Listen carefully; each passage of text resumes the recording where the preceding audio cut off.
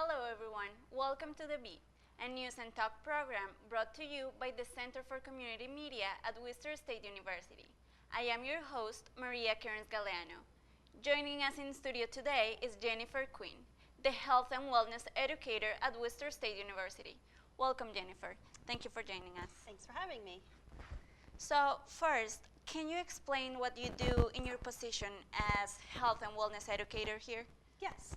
So my responsibilities here at Worcester State are to provide outreach and education around any health and wellness topic. And so I coordinate out of my office a lot of trainings, a lot of programs, speakers, as well as individual consultations, and just a lot of different outreach and education. So a lot of campuses around the U.S. have become tobacco-free. What can you explain about the transition for Worcester State? How was the transition from before to now that it's tobacco-free campus? So we went tobacco-free about 4 years ago, and it was actually a very smooth transition. We were very fortunate that we had a very low smoking population to start with. We did some surveys prior to going tobacco-free. So I think when we transitioned, it made it a little bit easier because we didn't have a large smoking population to start with.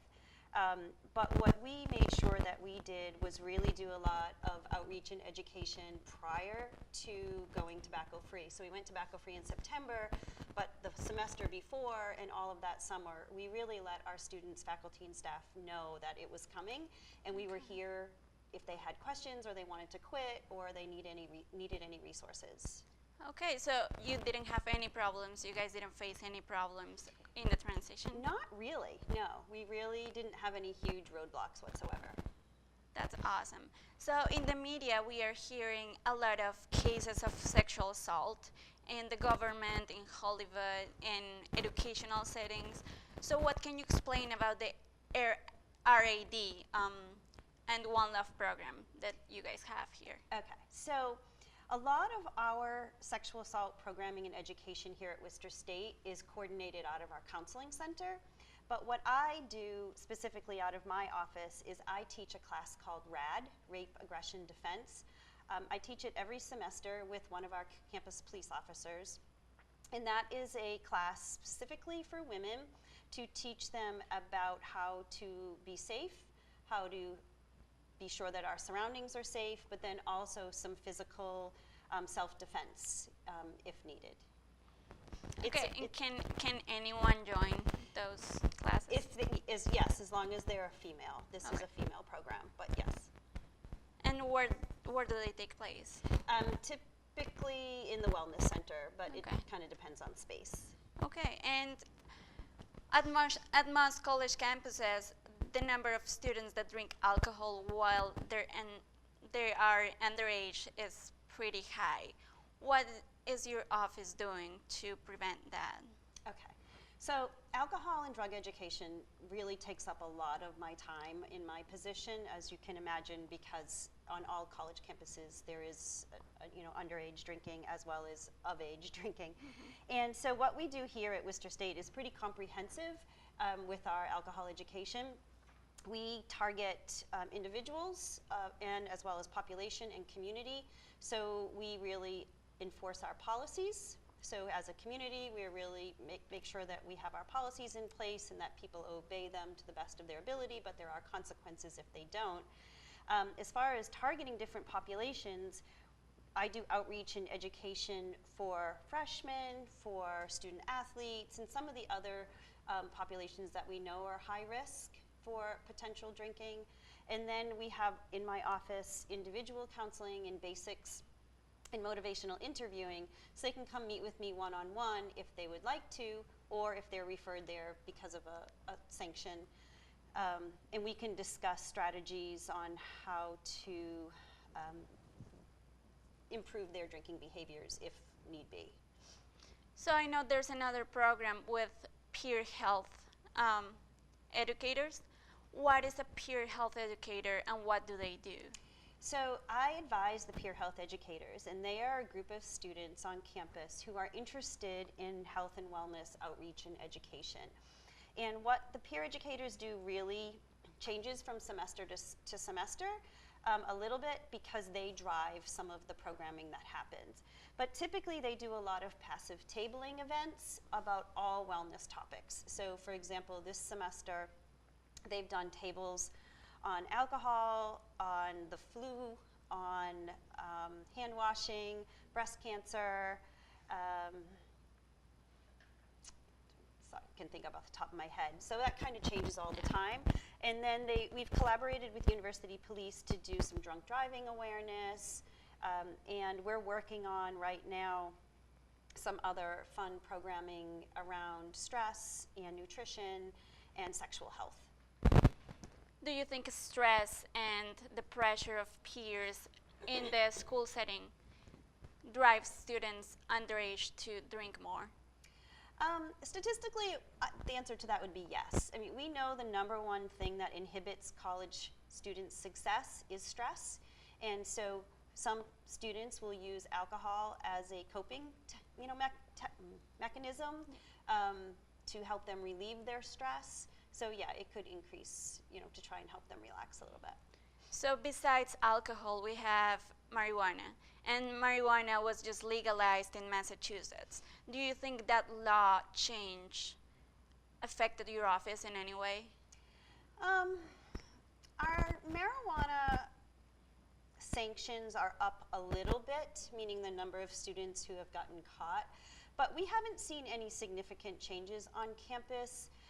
We've really tried to make sure we did a lot of outreach and education to let our students know that just because the state laws changed, the federal laws haven't, and we follow under the federal laws.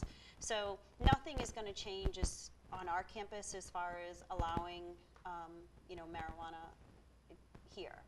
Okay. So we haven't seen any huge drastic changes. I think the challenges are once dispensaries are opened, there'll be edibles and they'll be harder to monitor, and just the different types of whether it's cigarette smoking or marijuana, just the different types of smoking apparatuses that people are using makes it difficult to monitor. So among the programs you have in the office and services you offer, you also have one called Checkup to go. Can you explain a little more about that program? Yes. So Checkup to go is new to Worcester State this year, and it is a online personalized feedback program. It's initiated through the University of San Diego. And what this does is it allows students to log on to, there's an alcohol, a marijuana, a tobacco, and then there's a sexual violence one as well. And they can log on and do the program in their own privacy of their home, and it will give them personalized feedback about their own behaviors. In addition, it's mandatory for all student freshmen this year, and we also use the programs if students have had multiple offenses on campus. So we use it in a lot of different ways. It can be someone just self-refers themselves, or it can be one of the targeted population efforts that we put in place. How can students access that program? So it's right on my website, on the Worcester State website. In addition, I can send anybody the link that wants it. I have cards around campus that have the link on it as well. Okay, and besides drugs, alcohol, tobacco, and violence, we also see that the Health Promotion Office is associated with the athletics department, and you guys are coordinating another program called NCAA. What is that program? So I work collaboratively with the athletic department to coordinate the NCAA Life Skills program. And what Life Skills is, it's a variety of programs that we offer student athletes specifically based on a variety of topics. And so this semester we did about 30 workshops with student athletes as individual teams, and the topics ranged from alcohol and drugs to relationship violence to stress. We also did some academic workshops with them, and and then we do a program which is called Habitudes, and Habitudes is a leadership program on habits and attitudes, and so we did that with several of the teams as well. And so I've been working with the athletic department for several years now, and we've really grown into a great collaboration to try to give our student athletes skills and tools to help them be successful off the field as well. Oh, that's wonderful. So is there anything else, any other program you guys have that you would like students to know about?